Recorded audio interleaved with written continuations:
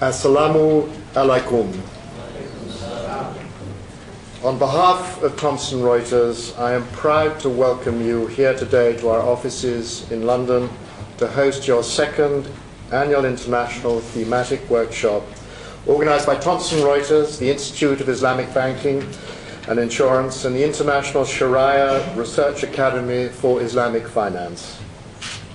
In order to accommodate today's London tube strike, as you've just heard, we made a small alteration to the programme to give more time to people to arrive, and I'm very pleased that we're going to go straight to our keynote address from Alderman Michael Bear, Lord Mayor of the City of London. Michael Bear took office earlier this month, a brand new mayor. He's the 683rd Lord Mayor of the City of London. As Lord Mayor, he promotes the Square Mile as the world's leading international financial and business centre. Michael is a truly international man. He was born in Kenya, brought up in Cyprus, attended school in England, university civil engineering degree in South Africa, followed by an MBA in England. He has held senior positions in both the property and construction industries. Over the last 30 years, he has worked first in the international construction industry, including the US, Europe, China, the Far East, West Africa and South Africa, latterly for Balfour Beatty.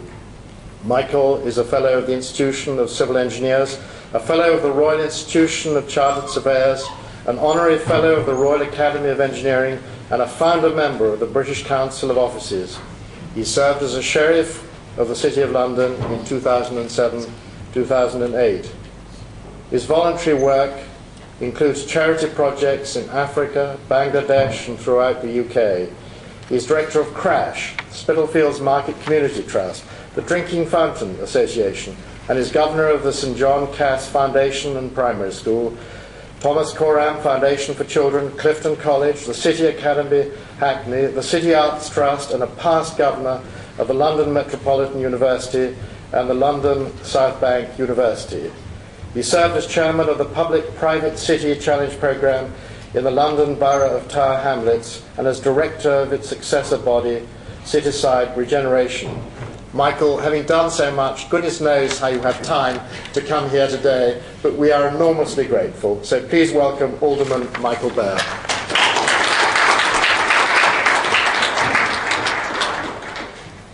Thank you very much. Ladies and gentlemen, thank you very much, Henry. Of all the introductions I've had, yours is the most recent. Anyway, good morning, everybody, and thank you for inviting me to speak today. As the Lord Mayor of the City of London, I'm the ambassador for all UK-based financial and professional services, promoting them at home and abroad. And I've just returned from Hungary to discuss with our EU partners there how we can work better together. Hungary will assume the presidency of the EU in January, so the visit was most opportune. This role in commercial diplomacy is an increasingly important one for the Lord Mayor. During the course of my year in office, I will visit 23 countries in around 90 days, making the case for London's many strengths as a global centre for financial and professional services.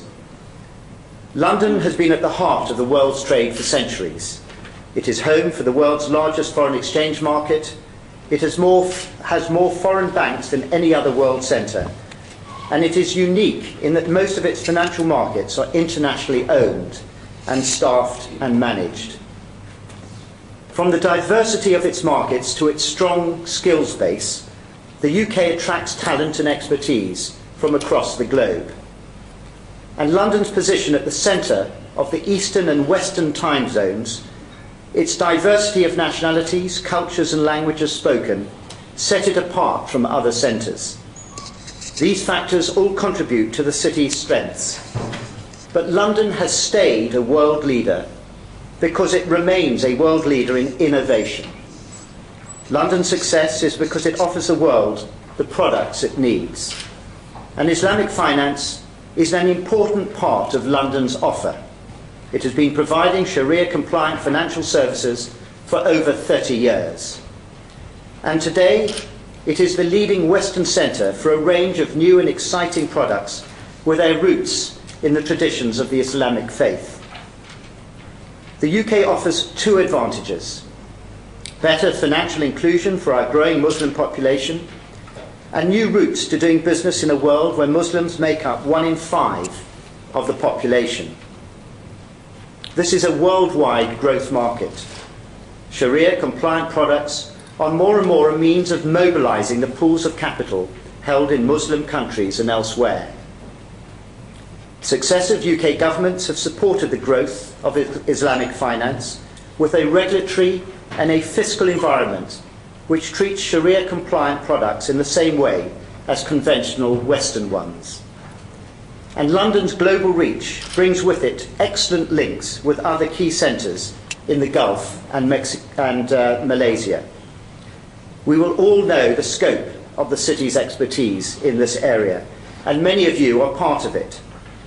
The statistics are impressive in terms of banking capacity, sukuk issuance, professional services advice, and legal and regulatory expertise.